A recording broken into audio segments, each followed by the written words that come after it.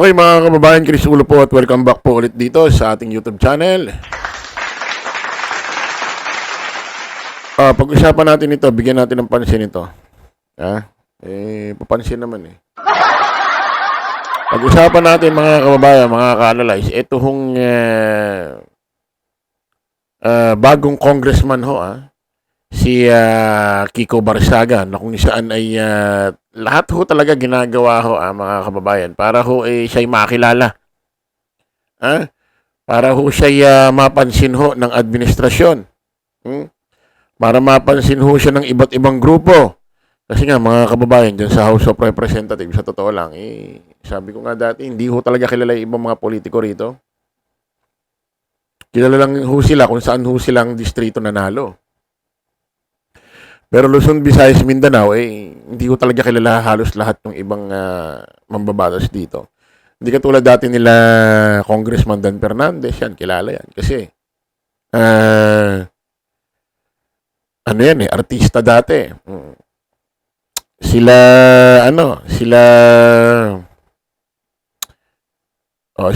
yung dating tama, wala akong matandaan,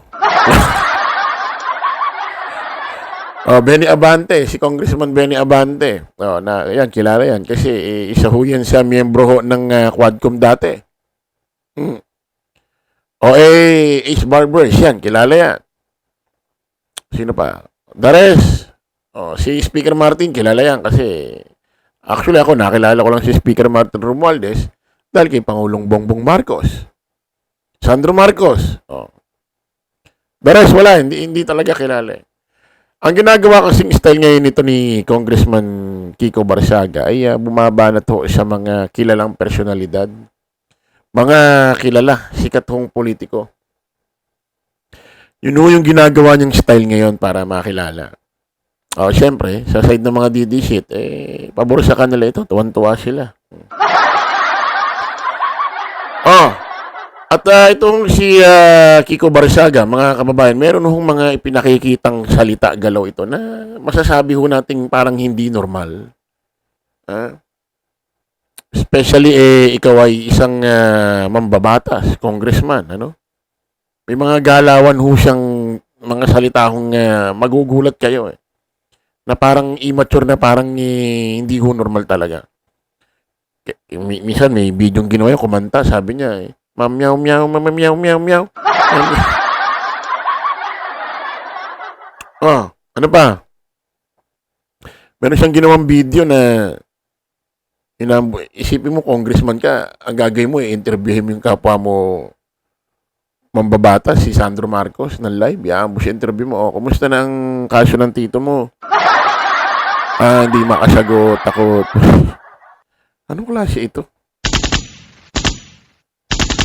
Although marami natatawa sa kanya, syempre matatawa lang naman dito yung mga yung mga kalaban ng administrasyon. Syempre mga DD shit. Pero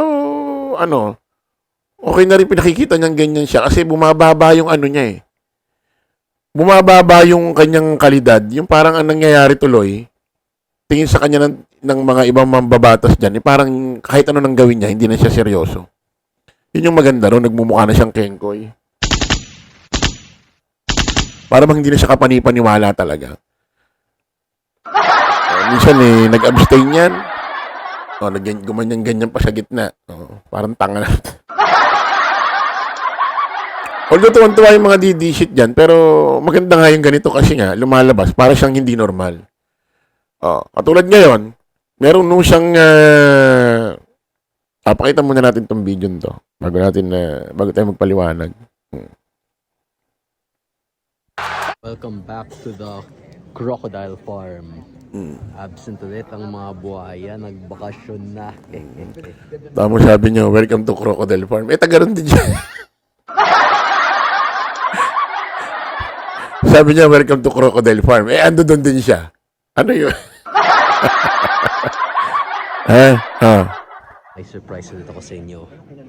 It is the Marcos impeachment complaint. Amyaw. So, under the grounds of betrayal of public trust, I am filing an impeachment for President Marcos. And hopefully, Congress will remove him soon so we can start investigating those involved in the flood control anomalies. Bye-bye, Marcos. Bye-bye, Marcos. O ano mga kababayan, may hahain daw siyang impeachment complaint laban kay Pangulong Bongbong Marcos. Siyempre, pinagpiestahan niya ng mga DD shit.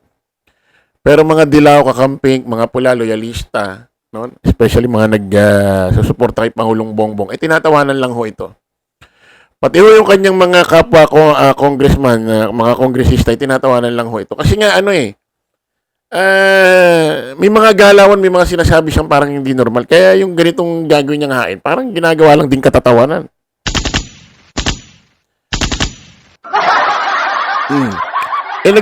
Nagmumukha na lang parang tingin dito ng mga DD shit, normal. Kasi nga, nakabarong. Minsan naka-Amerikana pa yan. Tapos, congressman. Pero subukan mong ang itsura nito hindi nag-aayos, tapos ganyan ang galawan, ganyan ang pananalita. Wala. Pagkakamalan talagang baliw to. Diba? Talagang pagkakamalan At tuwan-tuwa yung mga DD shit dyan. Magko-complain daw siya ng, maghahain daw siya ng impeachment. Pakinggan muna natin itong balitang to, mga kababayan. Nagbanta si Cavite 4th District Representative Kiko Barzaga na maghahain siya ng impeachment complaint laban kay Pangulong Bongbong Marcos. Pero pinagkibit balikat lang yan ng palasyo. Nasa frontline ng balitang yan si Maricel Halili. Under the grounds of betrayal of public trust, I am filing an impeachment for President Marcos. Bye-bye, Marcos. Sa kanyang vlog sa camera, ipinakita ni Cavite 4th District Representative ang inihanda niyang impeachment complaint laban kay Pangulong Marcos. Umaasa siyang patatalsikin ng Kongreso ang Pangulo para masimulan ang investigasyon sa mga sangkot sa maanumalyang flood control project. Pero kailangan munang ihain ni Barzaga ang impeachment complaint sa House Secretary General. Pag nangyari yan, ito ang magiging unang impeachment complaint laban kay Marcos. Pero ang Malacanang, ito lang ang sagot. Just a smile. Sa panahon ngayon na marami pong ginagawa ang Pangulo, hindi po pinapansin ang mga ganyang klaseng usapin.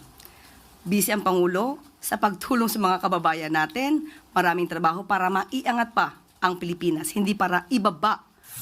Binanatan din ng palasyo ang naunang panawagan ni Barzaga na mag-resign si Pangulong Marcos dahil nanggaling daw sa Malacanang ang katiwalian.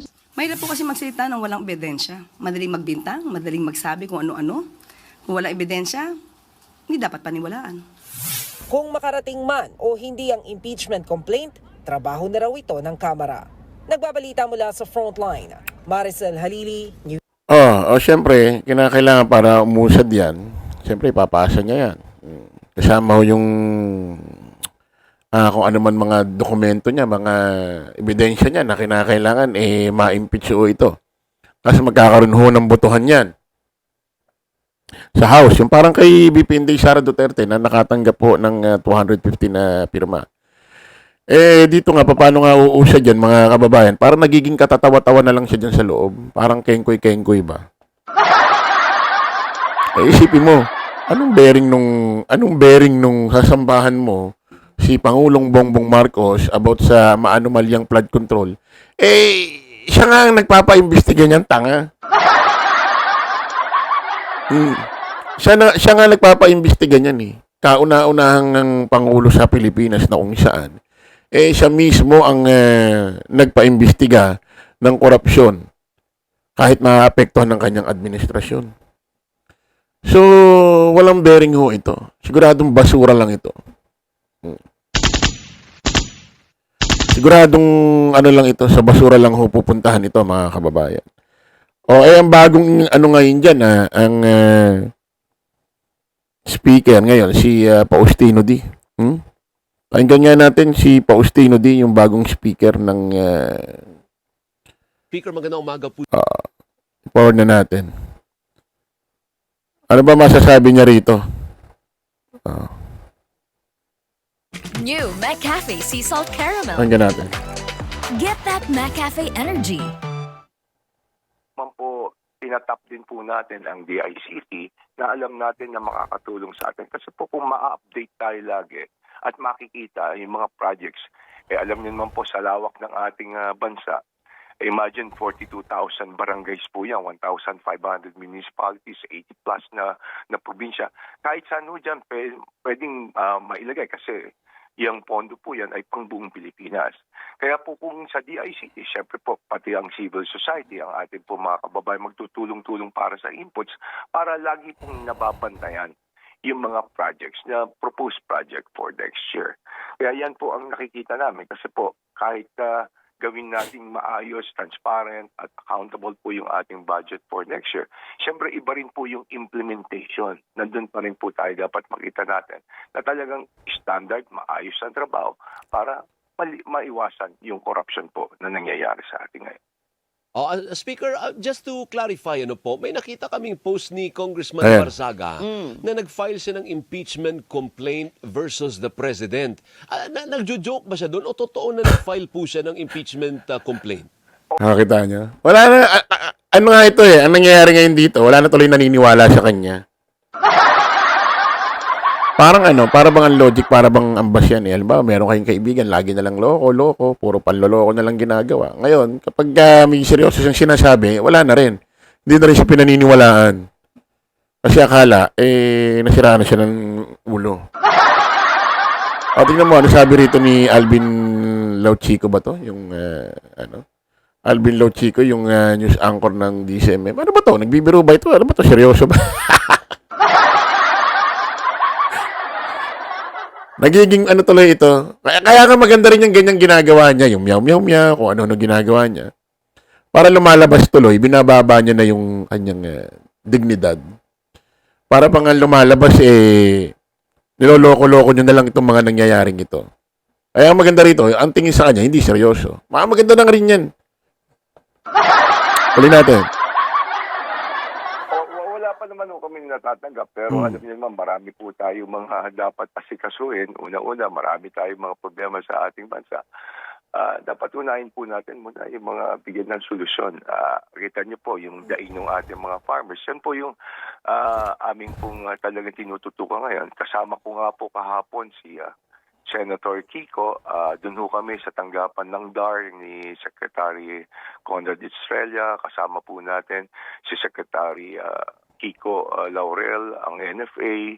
Ganun din, ilan pong mga local government, yung ating mga ibang governor, si Governor Albano, nandun po, ang League of Municipalities, nandun din po. At marami pa pong kasama ron, ang chairman po ng Agrarian Reform, ang chairman ng Agriculture sa House of Representatives, kasama po natin lahat na nag-usap kami sapagkat meron po kaming tinatalakay, na tungkol po sa dalawang EO na kailangang gawing kagad dahil po may sense of urgency nga ito dahil sa pagbaba ng presyo ng ating palay. Opo. Kaya po bumaksak ito ng 6 na piso at one time ngayon nasa 8 piso sapagkat nga yung mga importation na nangyayari. Kaya nga isa sa mga napag-usapan po yan at ganoon din po siyempre yung mababang taripa. Binaba po kasi yung taripa from 35 to 15%. Kaya yun po yung aming mga isinusulong ngayon na kung maaari lamang maibalik muli yung 35% at sana ay malimitahan yung ating pong pag-i-import ng bigas. So, ang isa pong mungkahi ko nga na kung maaari lamang na lahat po ng ating mga government agencies, lalo na ang DSWD, lahat po ng mga department, na wag na sana munang wag bumili ng mga imported rice. Kailangan locally produced rice ang ating pong bilhin ng ating mga pamahalaan. Opo, yan po yung aming pinagtutunan So ibig sabihin, Speaker, but just to be clear lang, kasi pinag-usapan po sa social media, hindi yan uusad ang impeachment laban kay Presidente kasi mas marami pang importanteng bagay na pwedeng asikasuhin. Is that what you're saying? Yes, tama po yan. Hindi uusad, sir. Pero ang ibig ko rin po sa'yo, wala pa rin naman pong naiyain. Hindi ko po nabalitaan na meron pala siyang planong mag-file ng impeachment complaint laban sa Pangulo. Pero kung sakaling meron man, hindi uusad yan. Hindi ho priority ang impeachment ngayon sapagkat ang dami ho nating hinaharap na problema ng ating bansa. Thank you. Mr. Speaker, maraming salamat po sa oras, sir. Pasensya. O, ayan, maliwanag ho mga kababayan. Itong gustong ihain, although wala pa rin naman, ano, baka nagpapapansin lang ito. Although may gustong ihain na impeachment itong si Congressman Kiko Barsaga, ay wala, hindi pa priority ito. Hindi uusad ito dahil marami yung problema ang Pilipinas. Oh, di ba ganyan din naman yung ano nyo, yung mindset ninyo? Oh, ba't mag-i-impeachment kay BP Inday Sara Duterte? Mas maraming kailangan ng problema ng Pilipinas. Di puro ganyan na lang, ano?